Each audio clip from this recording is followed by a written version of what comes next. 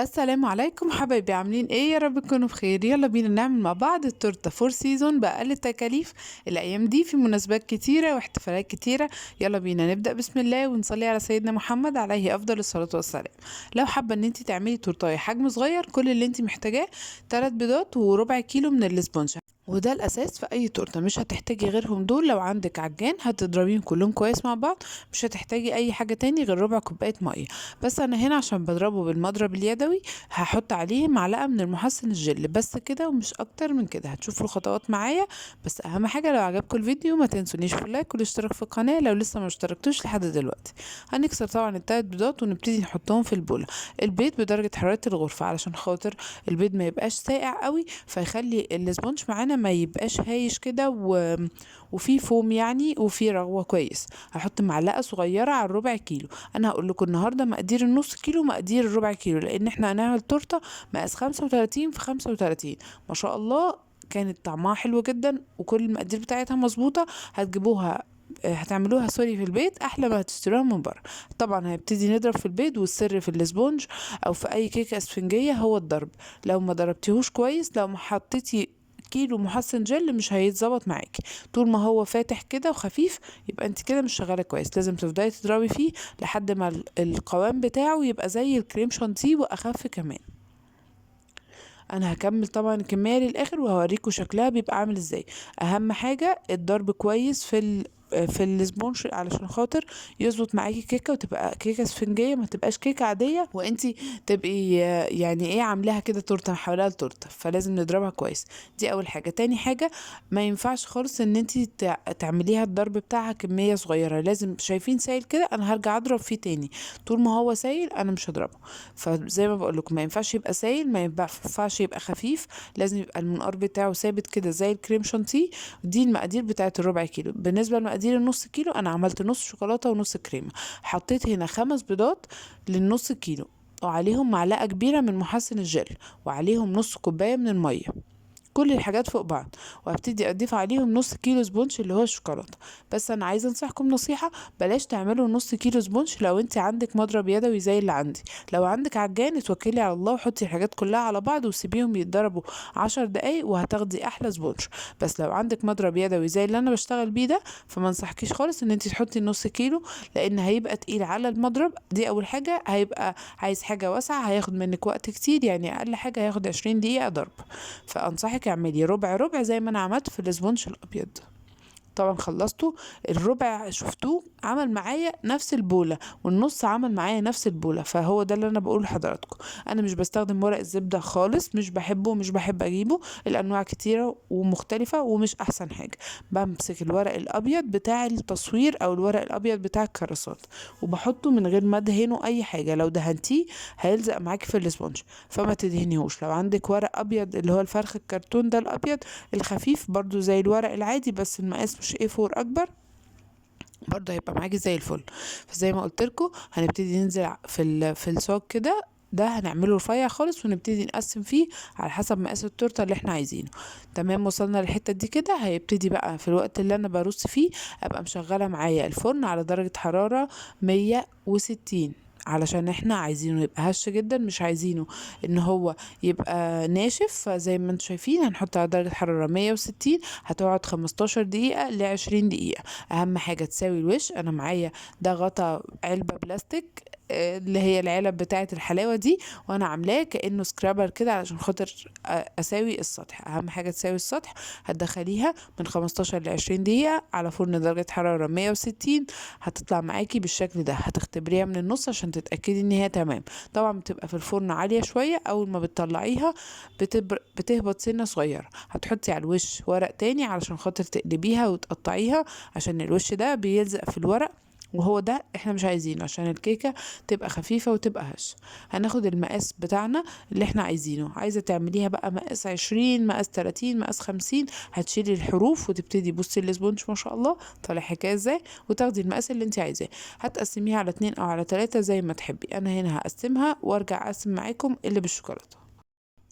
صلوا بينا على الحبيب المصطفى عليه افضل الصلاه والسلام. طلعت الصاج التاني اللي هو بالشوكولاته، وشايفين برضو بيبقى لونه فاتح، لازم ياخد حقه في الضرب كويس. هناخد المقاس على 2، الصاج ده 35 فهقسمه على 2، وهبقى عامله صاج تاني من اللي هو الصاج الصغير عشان خاطر اعمل 3 طبقات. لو عايزه تعمليها طبقتين هتبقى معاكي برضو ارتفاعها معقول، مش هتضايقك خالص.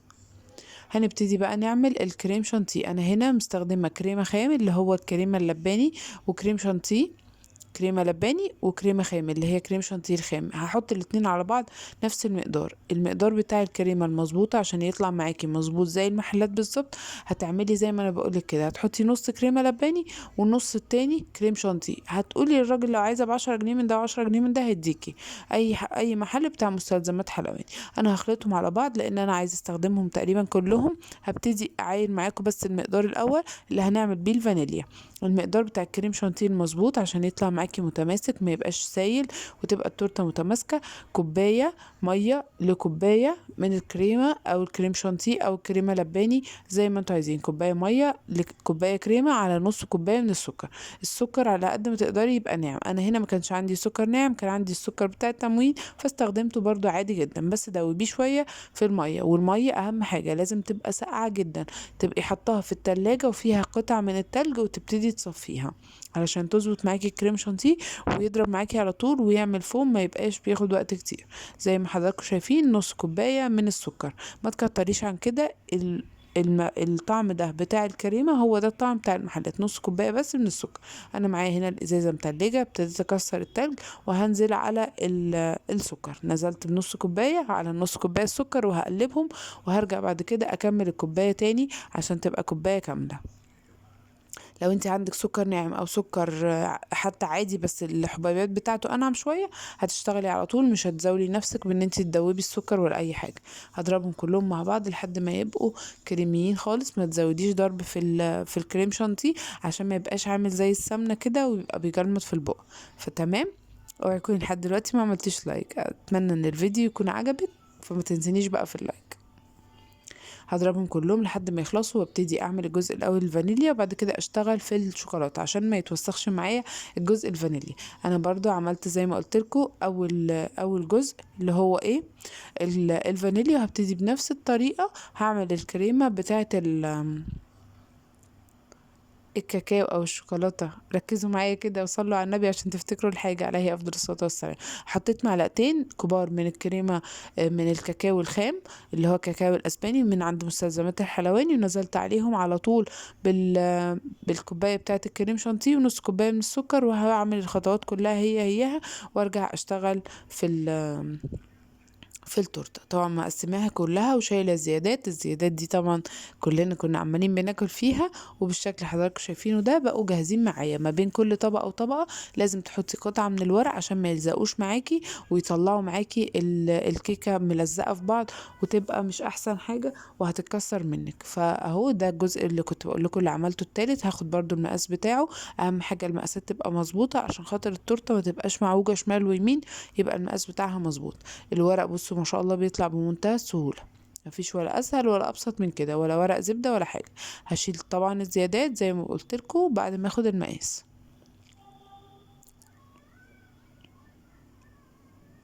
صلوا على سيدنا محمد عليه افضل الصلاة والسلام.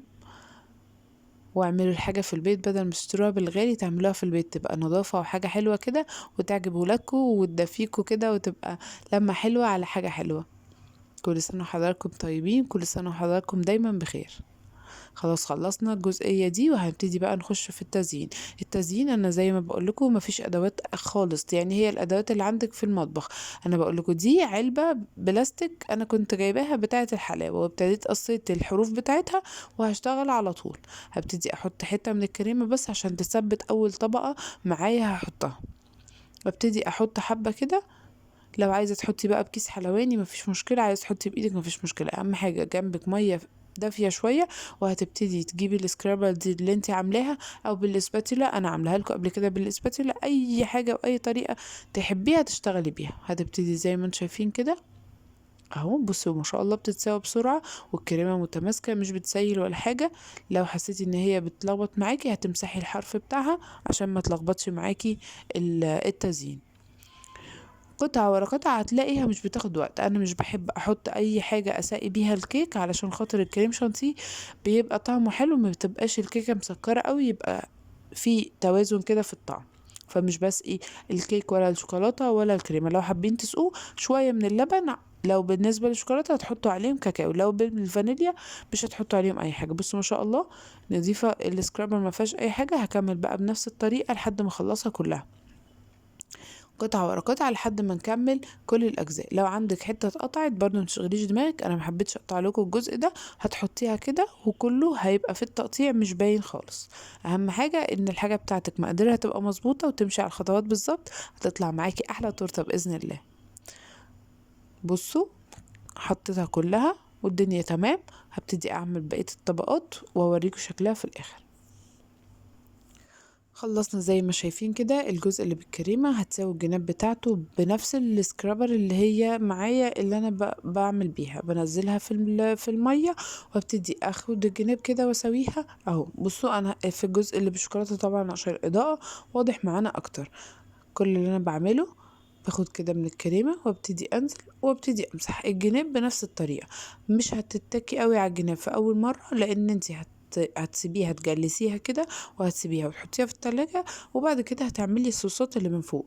لو في اي حاجة يعني مش مظبوطة معاكي هتتضرب الصوصات وهتتضرب بالتوبنج اللي هتحطوه من على الوش. انا هنا معايا نوتيلا اللي هي سمن نوتيلا، هبتدي احطها كده في كوباية واحطها على حمام بخار لحد ما تفك معايا بالشكل اللي حضرتك شايفينه ده. هزود لها بس معلقتين من الزيت النباتي عفوا،